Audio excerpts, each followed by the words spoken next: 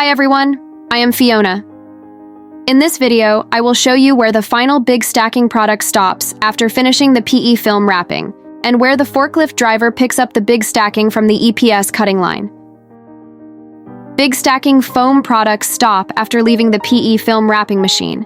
If the forklift driver is busy at this moment and cannot take away the big stackings in time from the side of the roll conveyor, the big stackings will continue to move forward to the end of the conveyor in proper sequence until it reaches the end, while the photoelectric sensor can detect and stop the conveyor automatic, and then sequentially reverse and stop the workstation work process.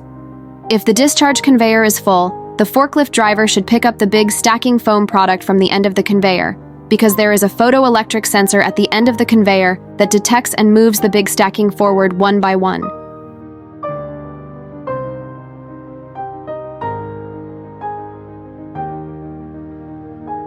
For more information about the EPS machine and EPS mold, please contact us by email or mobile phone. We will be happy to answer your questions.